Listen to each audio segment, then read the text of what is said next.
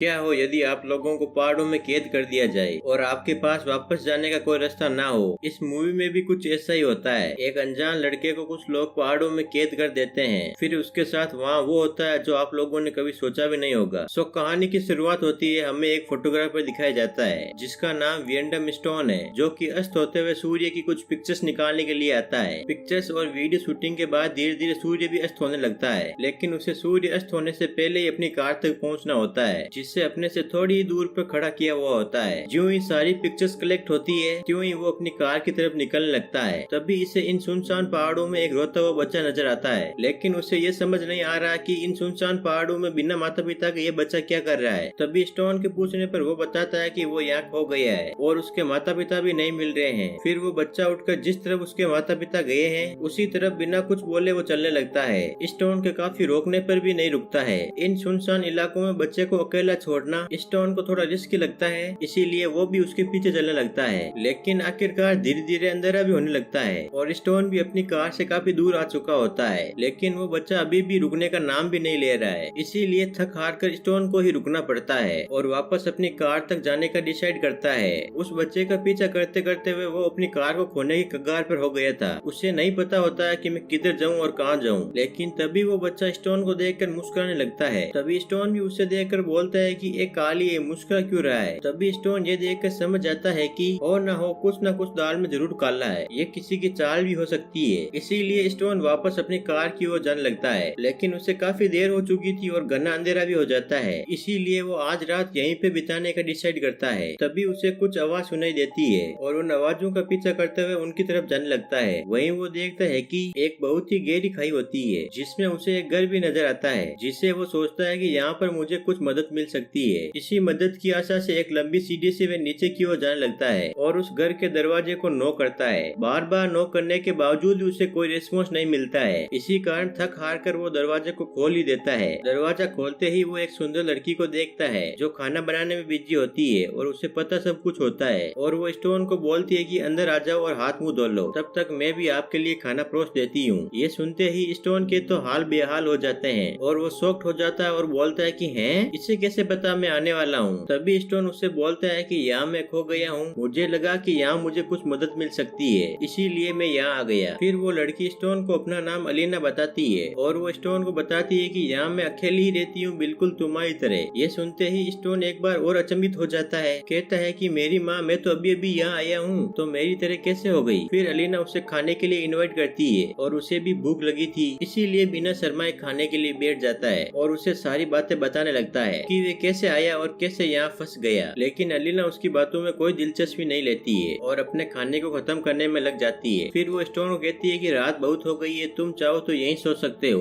अब स्टोन के पास कोई दूसरा रास्ता न होने के कारण वो भी यहीं सोने का डिसाइड करता है। उसे पता था कि यहाँ मैं किसी को भी नहीं जानता हूँ, जाऊंगा तो कहाँ जाऊंगा, इसीलिए वो रात यहीं सो जाता है। फिर अगली सुबह अलीना तो सोई हुई थी, तभी स्टोन वहाँ से उठकर जाने लगता है बिना कुछ बताए हुए। लेकिन जब वो घर से बाहर निकलता है तो वो देखता है कि रात में मैं जिस सीढ़ी से नीचे आया था वो अभी कहाँ गई है। ये सोचते सोचते उसका दिमाग फिर से चकराने लगता है और ये घर भी काफी खतरनाक खड्डे में होता है। इसके चारों तरफ बहुत ही बड़ी बड़ी चट्टानें और पहाड़ होते हैं और यहाँ से सीढ़ी के अलावा बाहर जाने का कोई रास्ता नहीं है। तभी वो देखता है कि अलीना जाग चुकी है और अपना काम कर रही होती है। तभी वो उसके पास जाकर उससे पूछता है कि मेरी माँ, मुझे यहाँ से बाहर जाने का कोई रास्ता दिखा, यदि रास्ता भी नहीं हो तो मुझे सिर्फ इतना बता दो कि वो सीढ़ी कहाँ गई है जिससे मैं रात को यहाँ आया था। लेकिन अलीना भी उसे अकड़ते हुए कोई जवाब नहीं देती है और वो मन ही मन सोचती है कि मुझे माँ कैसे कहा। लेकिन लाख बार स्टोन के पूछने पर अलीना एक बार जवाब देती है कि वो सीढ़ी कभी कभी यहाँ पर लगाई जाती है और फिर से हटा दी जाती है। और गुस्सा होकर स्टोन भी बोल देता है कि वो कोई मिस्टर इंडिया है क्या जो कभी कभी दिखती है। तभी स्टोन उससे पूछता है कि वो कौन लोग है, हमारे अलावा कोई और भी यहाँ मरने के लिए रहता है क्या, जिसपे अलीना उसे कोई जवाब नहीं देती है और यहाँ से चली जाती है। उसके जवाब न देने पर स्टोन भी अपनी जिद पर अडिग होकर इन पहाड़ों को पार करने की कोशिश में लग जाता है और चिल्लाते हुए मदद की गुहार करता है, लेकिन उसे कोई रिप्लाई नहीं आता है। फिर हम देखते हैं कि अब रात हो चुकी है और स्टोन को एक रात फिर से यहीं बितानी होगी। फिर अगली सुबह स्टोन अलीना के घर से छेनी और हथौड़ा लेता है। छेनी का तो क्या करेगा, हथौड़ा लेता है, जिनकी मदद से इन पहाड़ों को पार करने लग जाता है। हथौड़े की मदद से आधी चट्टान को तो पार कर लेता है, लेकिन तभी अचानक से ऊपर से कटा हुआ बकरी का एक सिर गिरता है, जिससे स्टोन का बैलेंस डगमगाने लगता है और वो नीचे आ गिर पड़ता है, जिस कारण उसे दिन में ही तारे दिखने लग जाते हैं और वो बेहोश हो जाता है। उससे बेहोश होते होते रात हो जाती है। फिर जब उसे होश आता है तो उसे कुछ दर्द महसूस होता है। तब वो देखता है कि उसके पैरों में तो हथौड़ा धस चुका है, जिससे वो दर्द के मारे जोर जोर से चिल्लाने लग जाता है। तभी अलीना वहाँ आती है और उस हथौड़े को जोर से बाहर निकालती है। तभी स्टोन उससे बोलता है कि ये तो धीरे से भी बाहर निकल सकता था ना। फिर अलीना उसे अंदर ले आती है और उसकी मरहम पट्टी करती है, जिससे उसे कुछ रिलैक्स मिलता है और वो सो जाता है। अगली सुबह स्टोन गुस्से में उठकर अलीना को पकड़ते हुए बाहर ले आता है और उससे पूछता है कि तुम कौन हो और यहाँ तुम अकेली कैसे रह रही हो और वो लोग कौन है, तुम लोग मुझसे क्या चाहते हो। फिर भी अलीना उसे मेन पॉइंट नहीं बताते हुए बात को गोल गोल घुमाते हुए ले जाती है। कहती है कि दूर दूर में मैं ही हूँ जो तुम्हारा ध्यान रख सकती हूँ और तुम्हारी सारी जरूरतें भी पूरी कर सकती हूँ। तब स्टोन कहता है कि वो भी, और अलीना रिप्लाई में कहती है कि हाँ वो भी। तभी स्टोन को फिर से अपनी बात याद आती है और उससे कहता है कि मुझे तो सिर्फ यहाँ से बाहर जाने का रास्ता दिखला दो। इसी दौरान अलीना का मन ललचाने लगता है और उसके करीब आने की कोशिश करती है, पर स्टोन उसे अपने से दूर कर देता है और अलीना भी चिढ़ते हुए अंदर चली जाती है। तभी स्टोन देखता है कि दो लड़के उसे आवाज दे रहे हैं और ये देख के तो स्टोन को अपने वापस जाने के सपने ही आने लगते हैं और उन्हें देख के बहुत खुश होता है। फिर उन्हें रिश्वत देते हुए कहता है कि मुझे यहाँ से कैसे भी करके बाहर निकालो, और वो चालाक बनते हुए स्टोन को कहते हैं कि तुम यही रुको, हम रस्सी लेके आते हैं। ये सुन के तो स्टोन की खुशी का कोई ठिकाना नहीं रहता और उससे बाहर जाने की एक उम्मीद जगती है। फिर कुछ देर बाद एक ब्लैक जैकेट पहने हुए एक लड़का आता है जो कि एक लंबी सी रस्सी नीचे फेंकता है और उससे कहता है कि रस्सी को कमर में कस के बांध लो, जिसे हम तुम्हें ऊपर खींच लेंगे। तभी वो अपनी अलग ही मुस्कुराहट के साथ रस्सी को बांध लेता है और हम देखते हैं कि वहाँ एक नहीं बल्कि काफी सारे लड़के होते हैं जो उसे ऊपर खींच रहे थे। जो स्टोन को आधे रास्ते खींचते हैं फिर वहीं पे रोक देते हैं और उसे रस्सी पर लटकाए हुए इधर उधर हिलाते डुलाते हैं और उसके साथ खेलने लग जाते हैं। तभी स्टोन उनसे कहता है कि ऐसा मत करो, ऊपर खींचो,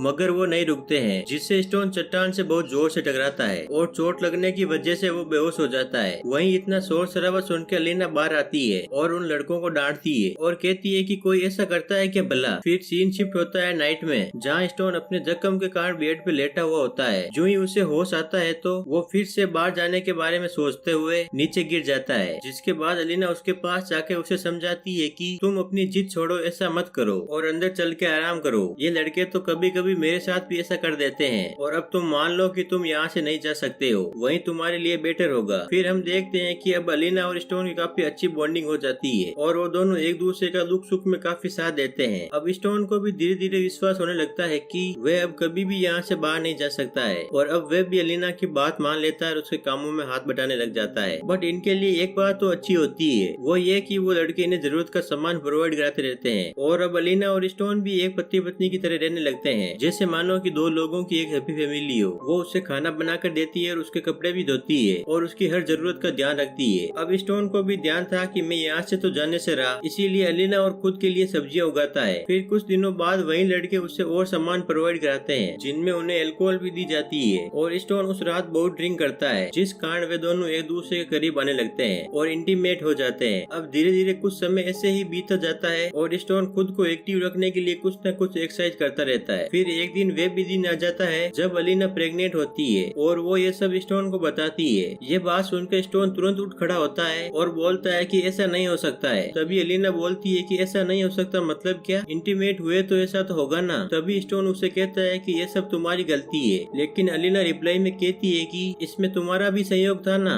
मैंने अकेले ने तो खुद से किया नहीं। इन सब बातों के बाद फिर हम अगले दिन देखते हैं कि वो लड़का फिर से आता है जो उन्हें जरूरत का सामान दिया करता था। वो अपना नाम लिपस बताता है और उससे कहता है कि क्या तुम मुझे पढ़ा सकते हो, क्योंकि मुझे पढ़ने का बहुत शौक है। तो स्टोन कहता है कि हाँ क्यों नहीं, बट यहाँ से तो मैं कैसे पढ़ा सकता हूँ, यदि तुम मुझे यहाँ से बाहर निकालते हो तो मैं तुम्हें खूब पढ़ा लिखा कर बड़ा आदमी बनाऊंगा। तब वो बोलता है कि यदि ये लोग मेरे पास नहीं रहेंगे तो मैं तुम्हें बाहर निकालने की पूरी कोशिश करूंगा। तभी अचानक से एक बड़ा लड़का आ जाता है जिसने उनकी सारी बातें सुन ली थी और वो आके उस बच्चे को लेके चला जाता है। फिर हम अगली सुबह का सीन देखते हैं जब अलीना घर से बाहर आती है तो आते संग ही चिल्लाने लग जाती है। तभी उसकी आवाज सुनकर स्टोन भी बाहर आता है तो वो देखता है कि उन बड़े लड़कों ने लिपस को मारकर चट्टान के चारों ओर टांग दिया गया है। ये सब देखकर अलीना पागल सी हो जाती है, क्योंकि लिपस अलीना का बेटा था जो उन लोगों ने उससे छीन लिया था। लेकिन स्टोन कुछ समझ नहीं पा रहा था कि आखिर अलीना इस लड़के के लिए इतना क्यों रो रही है। तभी अलीना ये सब कुछ उसे बताती है और अलीना का यह मानना था कि स्टोन की बातचीत के कारण लिपस को मार दिया गया है। ये कहते हुए अलीना एक लकड़ी का बड़ा सा टुकड़ा उठाती है और स्टोन को मारने लग जाती है। इतना मारती रहती है कि जब तक वे बेहोश न हो जाए। फिर हमें 2 महीने बाद का सीन दिखाया जाता है जहाँ अलीना ने स्टोन को मारकर एक बड़े से पिंजरे में कैद किए रखा होता है। इतने वक्त से पिंजरे में कैद रहने के कारण स्टोन का पूरा हुलिया ही चेंज हो जाता है और अलीना अंदर से ही उसे खाना और पानी देती रहती है, जिस कारण वो थोड़ा सा पागल सा हो जाता है, कुछ उसी प्रकार की हरकतें करता रहता है। फिर एक दिन एक लड़की उन पहाड़ों के पास आती